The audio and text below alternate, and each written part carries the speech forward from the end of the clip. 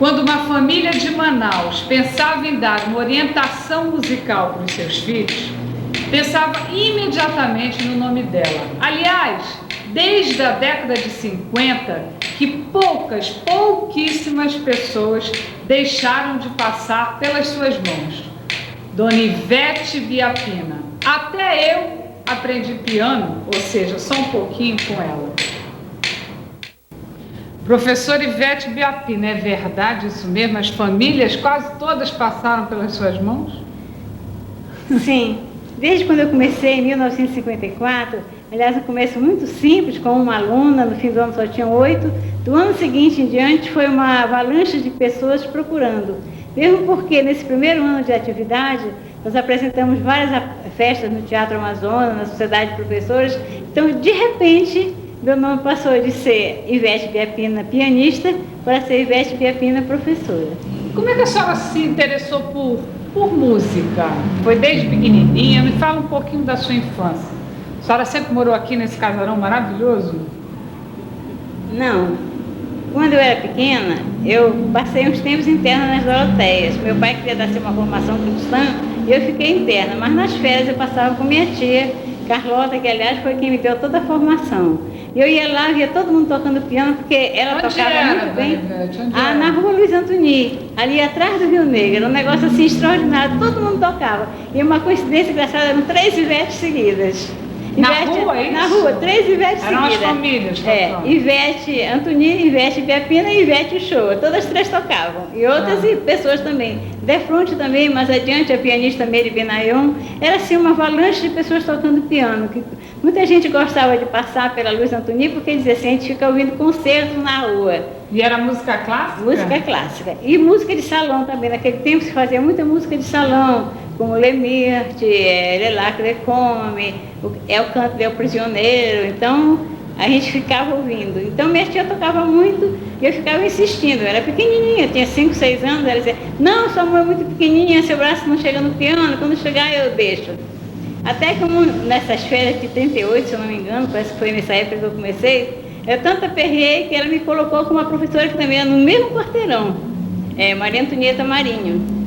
E eu comecei aí, em 2 meses eu fiz todo o início do piano, e quando eu fui para as Doroteias, a freira já me classificou no primeiro ano de piano.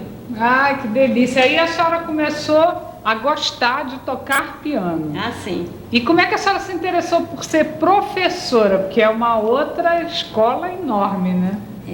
É uma, como se diz, um dom, é quase um... Eu sempre fui inclinada ao magistério, desde pequena, não só de música, mas também de letras.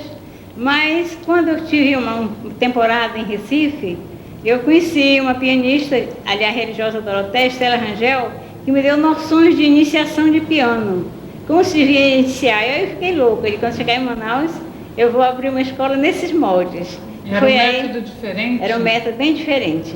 Como é que era? Porque o método que eu estudei, não vou desvalorizar, muito bom, mas o aluno fazia geralmente só aquilo que o professor mandava.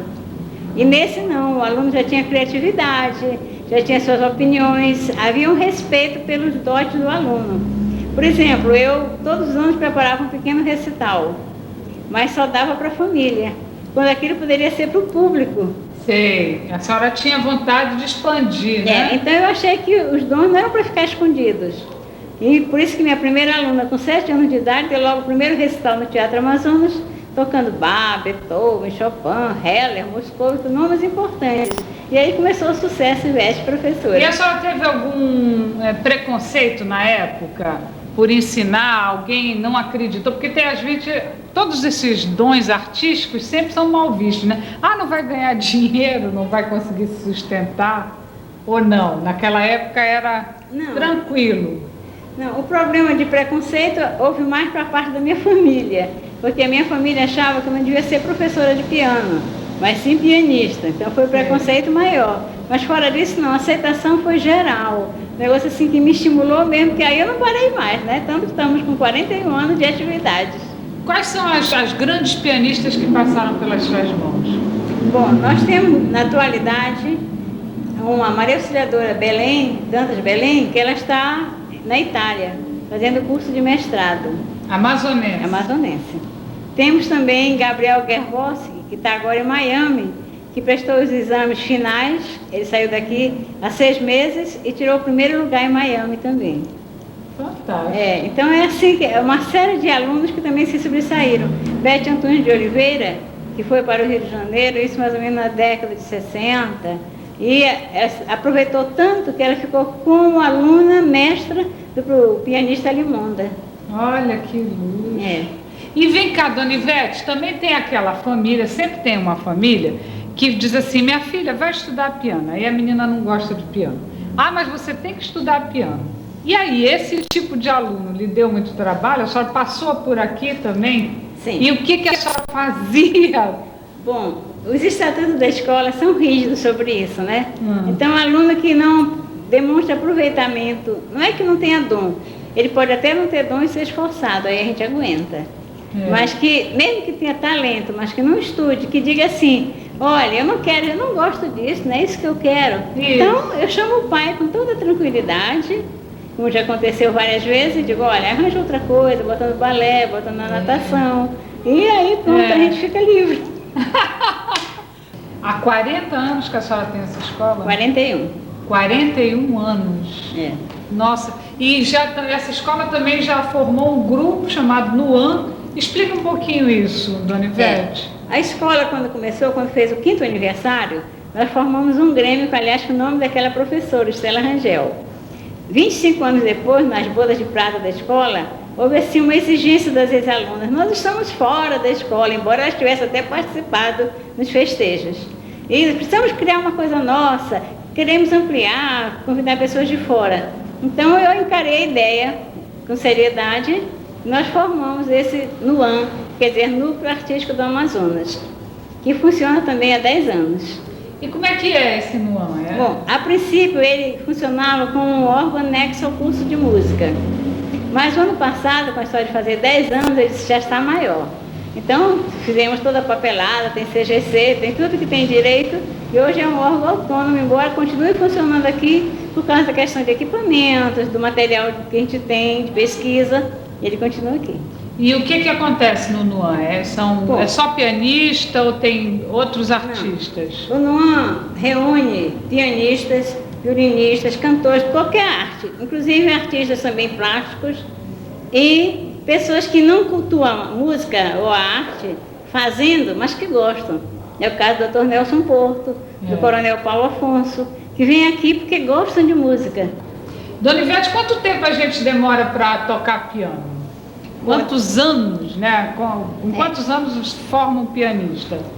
Bom, eu acho que um pianista se forma a vida inteira. Sim, mas assim... Agora, para tocar a nível de curso, depende da pessoa, porque a nossa escola não é um regime daquele regime rígido. Cada ano, um ano. Não, se você tem talento, se você estuda, você pode até no ano fazer 2 anos, 3. Vai depender de vocês. Então, eu tenho alunos que se formam com 9 anos, tem alunos que se formam com 13 anos, tem alunos que se formam com 8 anos. É só a senhora que dá aula aqui, não? Não, nós somos 10 professores ao todo. E desses todos são ex-alunos aqui da escola, formados por aqui. E a senhora, todo ano, no início da escola, fazia apresentações no Teatro Amazonas. Porque eu me lembro que eu estudei piano, um pouquinho só de piano. E eu me lembro de uma apresentação que eu fiz, isso eu não sei em que época, ela vai identificar e localizar. Nós íamos para o Teatro Amazonas, lindas, desse tamanho, todas miudinhas, com uma roupa branca, toda armada assim, bonita, com as notas musicais. E eu me lembro também que eu aprendi a teoria musical aqui, as notas, tudo, né? Nós fazíamos assim, uma teoria assim, cantada. Eles aprendiam assim, cantando, o que é música e tudo isso, faziam tudo isso. E a questão dessa roupinha branca era o seguinte, para evitar que um fosse muito espalhafatoso, porque eu começo sempre assim, né? Eu lembro que as primeiras apresentações eram interessantes, tinham meninas que pareciam assim, caixa de bombom, toda enfeitada. Já outras que eram mais simples, então ficava esse negócio assim. Então, para evitar isso, quando a gente tinha trabalho em conjunto, como coral, bandinha, então nós estabelecemos aquele tipo de um uniformezinho. E foi muito interessante, aliás, De vez em quando as antigas pedem, por que a senhora não volta a fazer isso? A senhora não faz mais apresentações no Teatro Amazonas? Não, fazemos todos os anos. Todos os anos, várias apresentações. Este ano, no aniversário da escola, nós tivemos até a formatura de Suzy Corso, que foi muito bonita. E já estamos marcados agora, para o mês que vem, o Festival Lindalva Cruz, que seria um resgate à memória não, que ela está viva, mas a história de Lindalva, que foi tão sofrida na última vez que ela esteve em Manaus. Então a gente quer recuperar essa má impressão que ela levou, essa mágoa que ela levou da sua terra. Então a gente vai fazer, se Deus quiser, com toda a pompa, com tudo de direito, o Festival Lindalva Cruz. Esse ano? Este ano, agora, no dia 30 de setembro. E 30 de outubro terá o Manaus Poema e Canção, que é um festival promovido pelo NUAM. É a fase 3. Já é a terceira fase, porque a primeira a gente fez englobando tudo que aconteceu em movimentos artísticos de 1890 até 45. O segundo foi de 46 até 75. E agora o terceiro de 76 até os dias atuais. Onde a gente vai reviver, porque na realidade todo mundo diz, Manaus não tem nada. Não, Manaus tem muita coisa boa. Então a gente vai fazer o renascimento, falar sobre o renascimento cultural e artístico de Manaus. É o tema deste último Manaus Poema e Canção. Aliás, foi quase um documentário mesmo que nós fizemos, viu? Foi uma pesquisa muito grande, porque no primeiro Manaus Poema e Canção, a gente passou um trecho de uma opereta que os teatros menores se apresentavam. Passamos depois um trecho da ópera do Guarani, fizemos uma serenata com janela, lua, tudo que tinha direito. Fizemos música nas calçadas, que os bares, como o Bar Avenida, outros bares chiques, eles faziam música erudita nas calçadas. Que época era essa? Foi a época mais ou menos de 1920. Nossa! E terminamos com a Segunda Guerra Mundial, onde a família, assim, sem poder fazer muita coisa, porque não havia recurso no tempo da guerra, se fazia os saraus em casa. E termina exatamente com um sarau, onde a gente ligava o rádio e dizia, fim da Segunda Guerra, que era euforia. Interessante a participação do público, o público eufórico, o público batia a palma. Olha, Vitória, gritava com o pessoal do palco. E outra coisa também interessante, a gente fez cinema mudo, onde a pianista tocava, era uma garota, que nesse caso a gente evocava a Lindalva Cruz, e passava um filme de Carlito. E o pessoal ria mesmo, aquelas bobagem lá do Carlito, aliás, bobagens entre aspas, porque é um negócio maravilhoso, mas foi uma participação geral mesmo. Agora este ano vai ser assim, surpresa ainda, só sei dizer que é o renascimento.